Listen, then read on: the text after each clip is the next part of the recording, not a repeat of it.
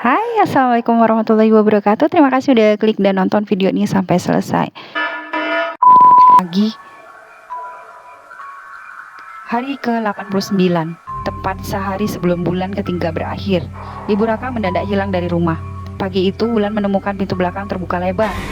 Sanak ibu mereka tertinggal satu di teras, satu lagi berada di dekat sumur. Di bibir sumur ada bunga melati berserakan dan jejak kaki basah menuju kebun pisang belakang rumah. Jejak itu berhenti mendadak di tengah kosong, seolah-olah orang yang berjalan di sana lenyap begitu saja. Raka dan Wulan mencari kemana-mana sampai tengah malam. Mereka menyisir sawah, rumah tetangga, musola, bahkan puskesmas. Tidak ada hasil. Sekitar pukul 11 malam, mereka putus asa. Ponsel Raka berdering, nomor tak dikenal. Begitu diangkat, yang terdengar hanya suara nafas. Lalu suara ibunya berbisik sangat pelan, seperti dari tempat yang jauh. "Kak, pulang, sumur." Sambungan terputus. Raka dan Wulan langsung berlari ke rumah. Begitu sampai di halaman belakang, udara terasa sangat dingin. Sumur tua di belakang rumah tampak berbeda. Di sekeliling bibir sumur ada garis hitam bekas terbakar. Dan dari dalam sumur terdengar suara ibu mereka menangis. "Raka, tolong ibu." Wulan mendadak mendekat, tapi Raka menahannya. Ia tahu suara itu belum tentu benar-benar suara ibu mereka. Lalu dari balik pohon pisang muncul sosok perempuan tua berbaju hitam. Dan itu Mbah Ratri. Wajahnya jauh lebih rusak dari yang terakhir Raka lihat. Kulitnya menghitam seperti terbakar, matanya cekung, dan bibirnya robek sampai ke pipi. "Kau terlambat," katanya sambil tersenyum. "Dia sudah datang menagih." "Apa yang harus saya lakukan?" teriak Raka. "Ambil saya, jangan ibu saya, jangan adik saya." Mbah Ratri tertawa lirih. "Kalau semudah itu, dari dulu semua orang akan memilih mati sendiri. Tapi perjanjian itu bukan soal siapa yang paling mudah diambil. Ini soal siapa yang paling berharga." Dari dalam sumur suara tangisan ibu semakin keras. Raka jatuh berlutut. "Tolong, tolong saya." Mbah Ratri menatapnya tanpa iba. "Masih ada satu cara, kembalikan semua yang kau terima. Lepaskan rezeki itu, bakar uang yang tersisa, tutup usahamu, dan sebelum fajar serahkan sesuatu yang nilainya sama dengan keluargamu." Raka mendongak. "Apa?" Perempuan tua itu menunjuk dada Raka. Kiwah. Angin mendadak bertiup kencang. Pohon-pohon bergoyang liar. Dari dalam sumur, tangan-tangan hitam bermunculan di dinding bagian dalam, merayap ke atas seperti laba-laba. Wulan menjerit. Tanpa berpikir panjang, Raka mengambil parang yang biasa disandarkan di dapur belakang. Ia menatap Wulan, lalu menatap sumur, lalu menatap rumah yang selama 3 bulan terakhir kembali hidup berkat sesuatu yang kotor. Ia tahu kalau ia mundur malam itu, keluarganya tidak akan selamat. Raka menyuruh Wulan masuk ke rumah, sambil semua uang tunai yang ada, buku rekening, surat kontrak usaha, dan foto-foto keluarga semua yang datang setelah ritual di Gunung Kawi dikumpulkan di halaman belakang. Ia menyiram dengan minyak tanah. Wulan menangis, memohon agar kakaknya berhenti. Tapi Raka hanya berkata satu hal, "Kalau aku tidak selesaikan ini, kita semua habis." Api menyala tinggi. Saat lembaran uang dan dokumen-dokumen itu terbakar, tanah di sekitar sumur bergetar. Terdengar suara jeritan panjang dari dalam sumur. Bukan satu suara, melainkan puluhan. Bau anyir menyebar begitu kuat sampai Wulan muntah di rumput. Mbah Ratri menatap api itu dengan wajah tegang. "Belum cukup," desisnya. "Dia mau nyawa." Raka menggenggam parang dengan tangan gemetar. Lalu sebelum Wulan sempat memahami maksudnya, ia melangkah ke bibir sumur. "Kalau itu syaratnya," kata Raka dengan suara pecah, "ambil aku, jangan sentuh keluargaku." Tangan-tangan hitam dari dalam sumur bergerak semakin liar, seolah menyambut. Wulan berteriak sambil memanggil kakaknya. Ia mencoba menarik Raka, tapi Raka mendorongnya menjauh. Lalu pria itu mengucapkan istighfar berkali-kali, menatap langit yang gelap, dan melompat ke dalam sumur.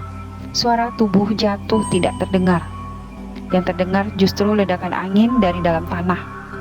Api di halaman padam seketika. Rumah bergetar keras. Wulan menjerit sambil merangkak ke bibir sumur dan memanggil kakaknya berulang-ulang.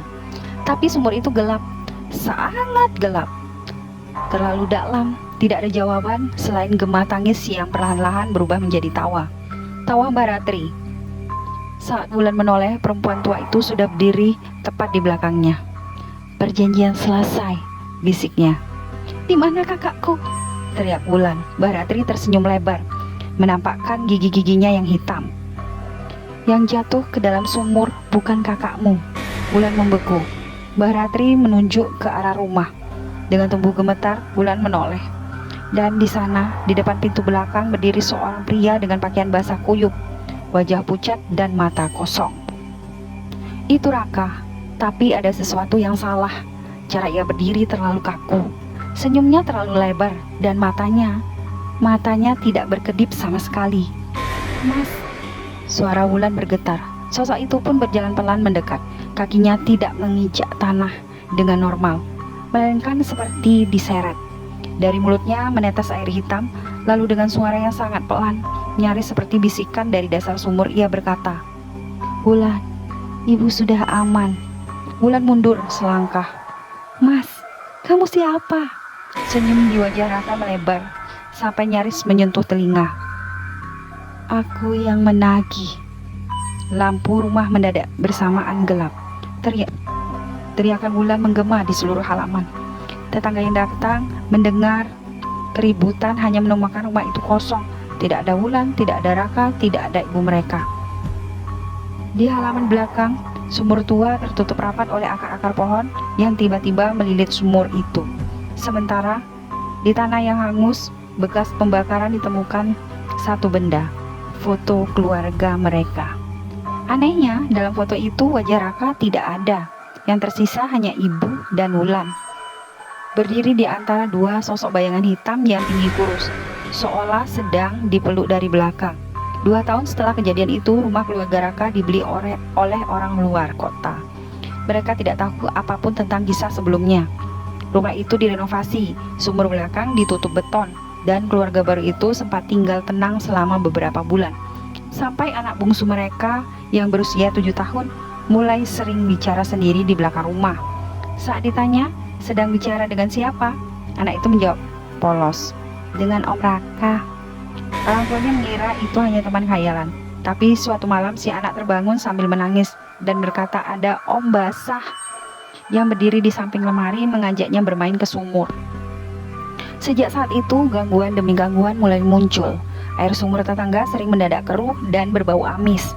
Orang-orang yang lewat depan rumah itu saat tengah malam mengaku mendengar suara perempuan menangis dari halaman belakang. Dan beberapa warga sempat melihat sosok pria tinggi kurus berdiri di atap rumah sambil menatap jalan dengan kepala miring. Yang paling mengerikan terjadi pada malam Jumat Kliwon. Seorang tukang ojek yang mangkal tidak jauh dari rumah itu bersumpah melihat seorang perempuan muda berdiri di pinggir jalan sekitar pukul 1 dini hari. Pakaiannya lusuh, wajahnya pucat, rambutnya panjang berantakan. Perempuan itu melambaikan tangan, meminta diantar ke arah jalan Gunung Kawi. Tukang ojek itu menolak karena ketakutan. Tapi sebelum ia sempat pergi, perempuan itu berkata pelan, "Kalau ada orang datang ke Gunung Kawi untuk meminta kaya, bilang jangan bawa foto keluarga."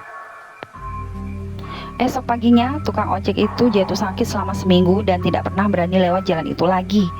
Warga sekitar percaya perempuan yang dilihat adalah Wulan. Mereka bilang Wulan tidak pernah benar-benar pergi. Ia hanya tersesat di antara dunia orang hidup dan tempat para penagih janji berdiam. Kadang ia muncul untuk memperingati orang-orang yang berniat melakukan hal yang sama seperti kakaknya. Tapi peringatan itu selalu datang terlambat, karena orang yang sudah nekat mencari pesugihan biasanya hanya mendengar satu hal, cara cepat kaya, bukan harga yang harus dibayar setelahnya. Dan sampai sekarang ada satu cerita yang terus beredar di sekitar Gunung Kawi. Kalau suatu malam kalian datang ke sana, lalu seorang perempuan tua menawarkan jalan pintas untuk membuka rezeki, jangan pernah menerima apapun darinya. Jangan berikan nama lengkap, jangan berikan foto keluarga. Dan kalau kalian mendengar suara orang yang kalian cintai memanggil dari balik kabut, jangan pernah menjawab, karena bisa jadi itu bukan mereka, melainkan sesuatu yang sedang mencari tumbal berikutnya. sesuatu yang lapar, sesuatu yang sabar, dan sesuatu itu masih menunggu di Gunung Kawi. Begitulah kisah Raka yang menempuh jalan instan untuk mendapatkan kehidupan yang lebih layak dengan mengorbankan keluarganya. Nah, kalau kalian menikmati cerita horor hari ini, jangan lupa tekan like, subscribe, dan aktifkan lonceng notifikasinya agar kalian tidak ketinggalan kisah-kisah misteri lainnya. Menurut kalian, apakah semua ini hanya legenda atau memang ada hal-hal yang belum bisa dijelaskan? Tulis pendapat kalian di kolom komentar. Kalau kalian punya pengalaman mistis atau cerita horor yang ingin dibahas di channel ini, ceritakan juga di komentar. Siapa tahu kisah kalian akan menjadi cerita berikutnya. Ingat, apapun yang kalian dengar dalam video ini adalah cerita untuk hiburan dan refleksi. Tetap berpikir bijak, hormati kepercayaan orang lain, dan jangan pernah mencoba mencari jalan pintas untuk mendapatkan sesuatu yang bisa membahayakan diri sendiri maupun orang lain, apalagi sampai membahayakan keluarga. Sampai jumpa di cerita berikutnya. Selamat beristirahat dan semoga tidak ada yang memanggil nama kalian di balik kegelapan. Terima kasih. Assalamualaikum warahmatullahi wabarakatuh.